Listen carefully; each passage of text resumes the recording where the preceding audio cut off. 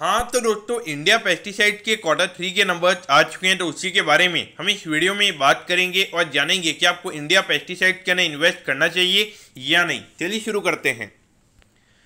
तो देखिए, यहाँ पर अगर हम नंबर्स की अगर हम बात करेंगे तो यहाँ पे नंबर्स कंपनी के अच्छे नजर नहीं आते हैं। अगर हम क्वार्टरली बेसिस पर कंपनी के रेवेन्यू के नंबर्स की अगर हम बात करेंगे तो 13% से यहाँ पे रेवेन्यू का नंबर कंपनी का हमें कम होता हुआ नजर आया है और ये नंबर आया है 217 करोड़ पे।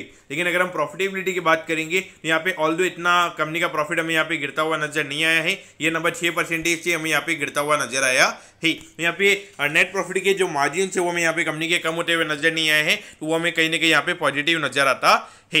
लेकिन देखिए, यहाँ पे ये जो एग्रोकेमिकल कंपनीज होती हैं इनके सीजनल क्वार्टर में यहाँ पे नजर आते हैं, यानी कि यहाँ पे ईयर ऑन ईयर बेसिस के नंबर्स को यहाँ पे कंपेयर करना मेरे ख्याल से सही रहेगा। सिक्वेंशियल बेसिस के नंबर्स को मेरे ख्याल से यहाँ पे कंपेयर नहीं करना चाहिए।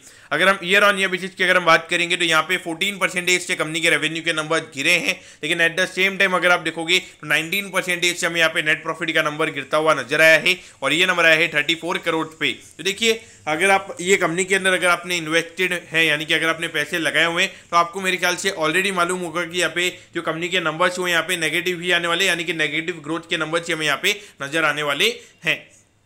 तो देखिए, अभी अगर आप देखोगे हिरानबा इंडस्ट्रीज के नंबर भी इतने अच्छे नहीं थे और उसके अलावा रिलीज इंडिया जो टाटा ग्रुप की कंपनी है उनके नंबर्स भी अच्छे नहीं थे। तो वहाँ से इंडिकेशन पता चल गया था कि यहाँ पे एग्रोकेमिकल कंपनीज के लिए ये क्वार्टर पर्टिकुलरली अच्छा नहीं गया है। और अगर हम मैनेजमेंट की कमेंट्री की भी अगर हम बात करेंगे तो ऐसा कहा जा रहा है कि ये जो पर्टिकुलर क्वार्टर है जनवरी से मार्च वाला, ये कंपनीज के लिए काफ़ी ज़्यादा नॉर्मल ही रहने वाला है। वो यहाँ पे रिकवरी के संकेत अगर आप देखोगे मैनेजमेंट की कमेंट्री के पॉइंट ऑफ व्यू से, तो वो चीज़ें हमें यहाँ पे देखने को नहीं मिल रही है। और उसके अलावा अगर आप देखोगे तो जो फर्स्ट हाफ ईयर रहने वाला है अगले फाइनेंशियल ईयर का, यानी कि अप्रैल से लेके सितंबर तक, तो ये तब तक के लिए उनका बिजनेस काफी बढ़िया रहता है। तो वहां पर भी हाई ग्रोथ की अपॉर्चुनिटीज हमें देखने को मिलते हैं, यानी कि ईयर ऑन ईयर बेसिस पे क्या ग्रोथ देखने को मिलती है, तो वो चीजें यहाँ पे आपको देखनी पड़ेगी।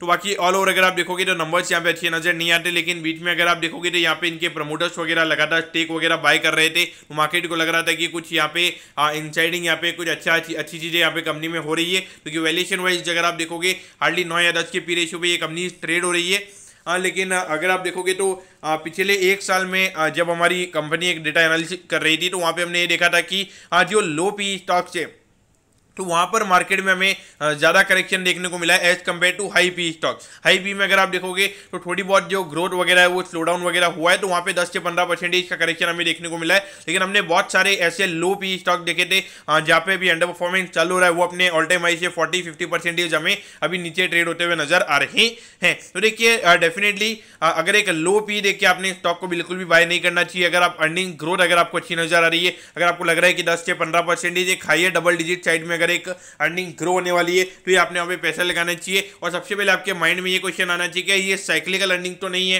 तो यहाँ पर अगर आप देखोगे तो कहीं ना कहीं कुछ क्वार्टर यहाँ पे साइक्लिकल रहते हैं, यानी कि किसी क्वार्टर में डिमांड काफी ज्यादा रहती है, किसी क्वार्टर में डिमांड काफी कम रहती है। तो वहाँ पे अर्निंग को प्रेडिक्ट करना काफी ज्यादा मुश्किल हो जाता है और इसीलिए मार्केट यहाँ पे हाइयर साइड में वैल्यूएशन, यानी कि जो नॉर्मली 15-20 के पी रेशियो भी मार्केट नॉर्मली स्टॉक को देता है, वो यहाँ पे ये इंडस्ट्री में हमें देता हुआ नजर नहीं आ रहा है। इसलिए उस पॉइंट ऑफ व्यू से आपने यहाँ पे देखना चाहिए। और अगर चीजें अगर आपको समझ में नहीं आ रही है तो मेरे ख्याल से अवॉइड करना यहाँ पे सही रहेगा। तो दोस्तों, मैं होप करता हूँ कि इंडिया पेस्टिसाइड के जो क्वार्टर 3 के नंबर्स हैं वो आपको अच्छे समझ में आ गए होंगे। अगर आपकी कोई भी क्वेरीज है आप कमेंट कीजिए, मैं जरूर आपके कमेंट पर रिप्लाई करूंगा। ओके दोस्तों, thank you, have a nice day.